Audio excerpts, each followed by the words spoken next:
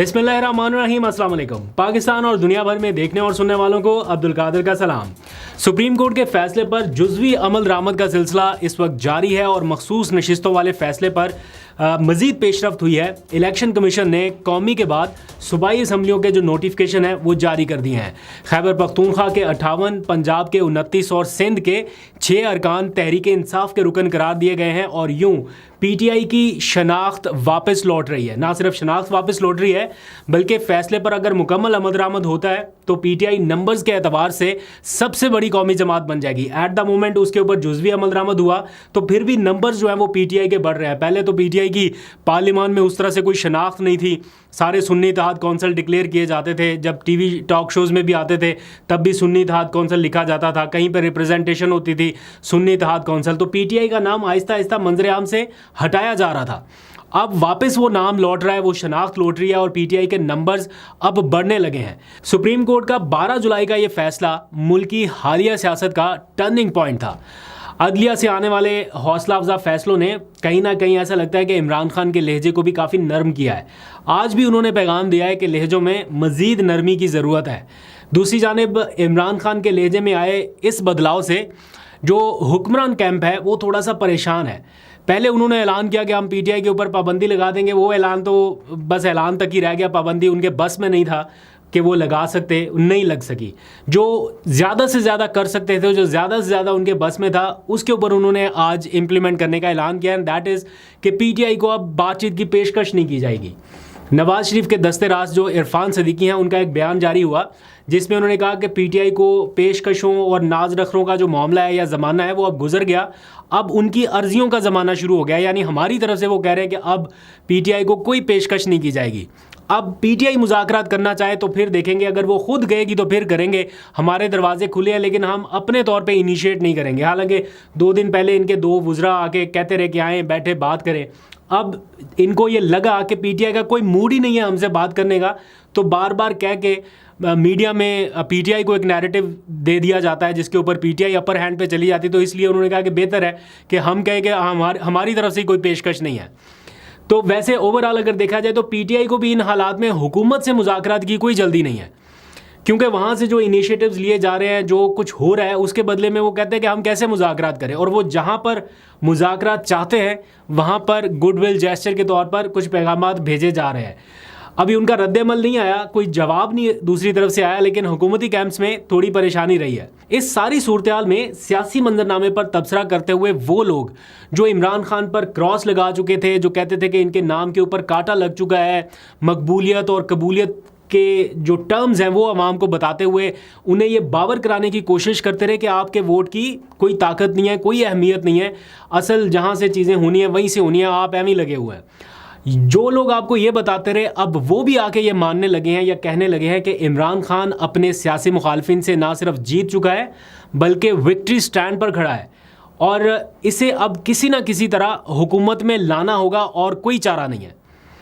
तो अच्छी बात है, देर आए दुरुस्त आए, आहिस्ता आहिस्ता समझ आने लग गई या वो माहौल बनने लग गया जो पहले आप लोगों को डराया करते थे कि जनाब आपके वोट की कोई अहमियत नहीं है, क्रॉस लग चुका। अब वो दूसरी तरफ को बताने लगे हैं कि भाई इमरान खान जीत चुका है, अब उसको इक़्तिदार में लाए बगैर और कोई ऑप्शन नहीं है। हमारे अक्सर दोस्त जब कभी हम बैठते हैं आपस में बातचीत करते हैं तो ये डिस्कस करते हैं कि इमरान खान की मकबूलियत कम करने का सिर्फ एक ही तरीका था कि उन्हें हुकूमत दे दी जाती। अगर परफॉर्म ना कर पाते तो आवाम खुद उनका मुहासबा करती है, इसके अलावा और कोई इस वक्त दूसरा ऑप्शन नहीं है। मुझे याद है इमरान खान की हुकूमत के आखिरी अयाम 2022 में लोग हमें बड़ा तनकीद किया करते थे कि आप गवर्नमेंट के अच्छे इनिशिएटिव्स के ऊपर बात करते हैं, महंगाई के ऊपर क्यों नहीं बात करते, तबाह कर दिया, महंगाई से परेशान हो गए, बुरा हाल है। मतलब इमरान खान की उस वक्त की हुकूमत का ग्राफ बहुत तेज़ी से नीचे गिर रहा था और आवाम में एक पैनिक था कि ये गवर्नमेंट क्या कर रही है। और फिर उसके बाद आई अदम एतमाद जिसने इमरान खान के एतमाद में कई गुना इजाफा कर दिया। इस सारी सूरत हाल को बेहतरीन अंदाज में समराइज़ किया है सुहेल वड़ाई साहब ने अपने एक कॉलम में। मैं उनके कॉलम का कुछ हिस्सा आपके सामने रख देता हूँ। बस शुक्रिया सुहेल वड़ाई साहब, और फिर बाकी खबरों के ऊपर आखिर में बात करते हैं।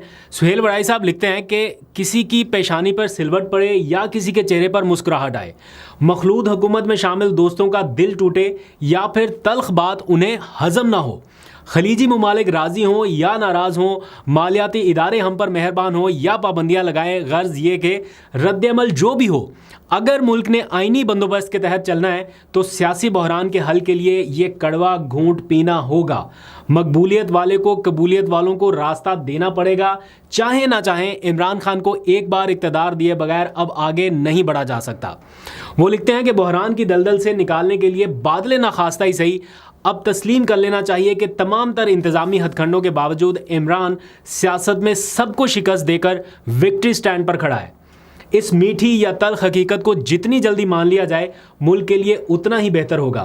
तारीख और तजर्बात से ये बात वाज़ेह है कि सियासत का मुकाबला सियासत से होता है और सियासत का मुकाबला इंतज़ामी हथकंडों से किया जाए तो सियासत जीत जाती है। ये जेलें, मुकदमे, तशद्दुद, जुल्म और जबर के इक़दामात हमारे मुल्क में सियासतदानों को हमदर्दी का वोट देते हैं और यही हुआ। इमरान खान का मुकाबला करने के लिए ना कोई सियासी बयानिया था, ना कोई सियासी अय्यारी। 8 फरवरी को साबित हो गया कि अवाम तहरीक इंसाफ के साथ है और फिर जुलाई के सुप्रीम कोर्ट के फैसले से ये भी तय हो गया कि अदलिया की अक्सरियत नाइंसाफ़ी के खिलाफ अब खड़ी हो गई है। ये वो दो बड़े ठोस हकायक हैं जिनके बाद शिकस्त तस्लीम करते हुए छिपकली या छुचुंदर भी खाना पड़े तो एहसास कराहत और नागवारी के बावजूद इसे खा लें। ये सुहेल बड़ाई साहब कह रहे हैं, मशवरा दे रहे हैं कि अब जो भी जितना भी कड़वा घूंट भरना पड़े आपको भरना पड़ेगा। फिर वो लिखते हैं कि आज इमरान खान की मकबूलियत का जादू सर चढ़कर बोल रहा है। हुजूम के गुस्से को ठंडा करना है या अदालती निज़ाम के फैसले को तस्लीम करते हुए इसका भरम बरकरार रखना है तो फिर एक बार कप्तान को हुकूमत देना पड़ेगी। कौमों की ज़िंदगी में 4-5 साल कुछ नहीं होते। फिर शेख मुजीब का भी उन्होंने हवाला दिया कि मुत्तहिदा पाकिस्तान का वज़ीर आज़म बन जाता तो बहुत इम्कान था कि वो अच्छी गवर्नेंस ना रख सकता और बंगाल में भी गैर मकबूल हो जाता, मगर हम मगरबी पाकिस्तानियों ने ये रिस्क नहीं लिया। उस वक्त कड़वा घूंट पी लेते, दिल जलाने वाली दवा निगल जाते तो शायद जहर से जहर का इलाज हो जाता। आज फिर हम उसी दोराहे पर खड़े हुए हैं। फैसला ये करना है कि क्या आइन, जमहूरियत, अदालत, मकबूलियत के जो असूल हमने खुद तय किए हैं उनको पामाल करना है या फिर उन असूलों को बरकरार रखने के लिए चाहे मजबूरी में ही सही मगर अवामी और अदालती फैसलों को मानना ही बेहतर रास्ता होगा। तो ये है सारा सुहेल बड़ाई साहब का कॉलम और उनकी राय। इससे पहले वो आप लोगों को तसल्लियाँ देते रहे हैं या बहुत कुछ कह चुके हैं कि जनाब बस सब्र कर लें, अब कुछ नहीं हो सकता, यही है, यही निज़ाम है, पता नहीं हाइब्रिड है या हाइब्रिड प्लस है या पता नहीं नॉन हाइब्रिड है। वो आपको बताते रहे हैं कि गुजारा करना पड़ेगा।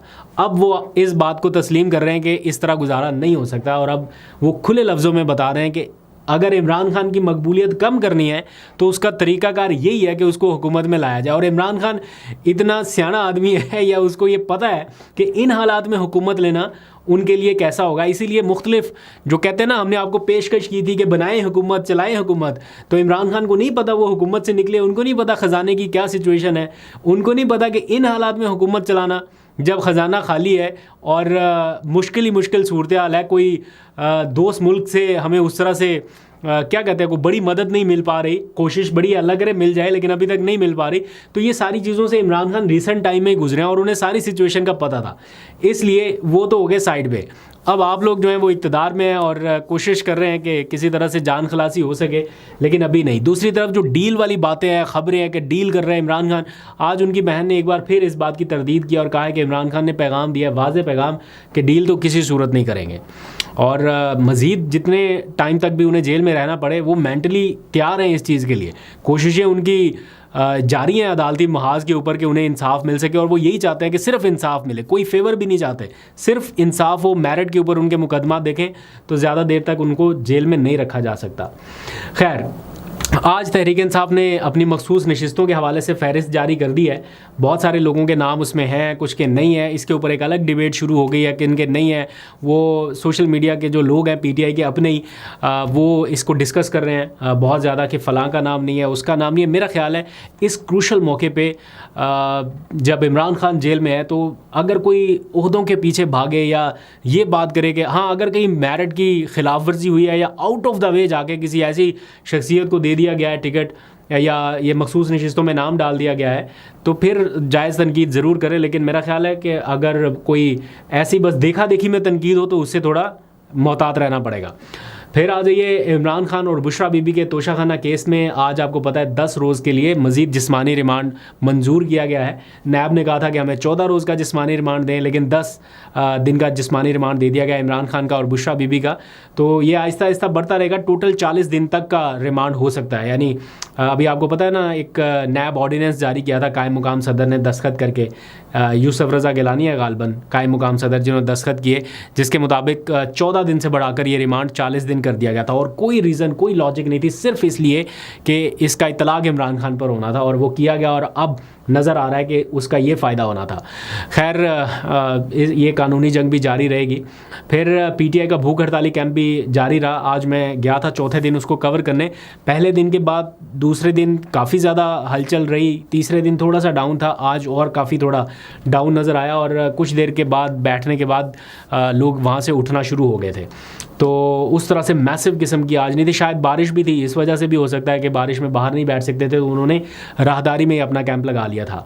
फिर पीटीआई को आज इम्कान था कि उन्हें इस्लामाबाद में एहतजाज की इजाज़त मिल जाए। आपको पता है उन्होंने जुम्मे के रोज़ जो एहतजाज था वो मुलतवी कर दिया था कि हमें अदालत जो है वो पीर के रोज़ इजाज़त देगी। अदालत ने डिप्टी कमिश्नर को कहा था फ़ैसला करने का, तो आज भी उन्हें इजाज़त नहीं मिल सकी और डिप्टी कमिश्नर साहब ने कह दिया कि जनाब कोई इजाज़त नहीं है इस्लामाबाद में एहतजाज करने की, यहाँ पर सफारत खाने हैं, यहाँ पर मामूल की सरगर्मियाँ जो हैं वो उनमें तातुल आता है, इसलिए एहतजाज नहीं हो सकता। फिर इस मामले को लेकर तौहीन अदालत की दरख्वास्त दायर कर दी है पीटीआई ने। अब देखते हैं उसके ऊपर क्या होता है। आज की सुबह की अपडेट ये थी कि 11 लाख फॉलोअर्स वाली, वो क्या 11 लाख अकाउंट्स वाली वो लड़की जो है अरूबा, उसको ज़मानत मिल गई। यकीन नहीं आता कि 11 लाख अकाउंट ये बच्ची चला सकती है। बहरहाल इस किस्म का दावा किया जा रहा है और बहुत ज़ोरों शोर से फैलाया जा रहा है। एनीवेज़, एजाज़ चौधरी का केस मैं आज देख रहा था, लगा हुआ था पंजाब में। वो समाअत के लिए नहीं था, जज साहब नहीं आए तो समाअत नहीं हो सकी, उसको वो मुलतवी हो गया। बहुत सारे और 9 मई के मुल्ज़मान ऐसे हैं जिनके केसेस लग ही नहीं रहे हैं, जैसे मिलिट्री ट्रायल वाले बेचारे हैं, वो बैठे हुए हैं इंतज़ार में कि कब सुप्रीम कोर्ट हमारा केस लगाए। इसी तरह ये एजाज़ चौधरी, बाकी उमर चीमा, ये बहुत सारे लोग हैं जो आस में बैठे हुए हैं कि अदालत उन्हें इंसाफ फराहम करे। लेकिन कभी कभी ऐसा होता है, तारीख पड़ती है, उस दिन पता चलता है जज साहब की आज रुख्सत है तो वो नहीं आए, तो बड़ा मुश्किल टाइम है इन लोगों के लिए।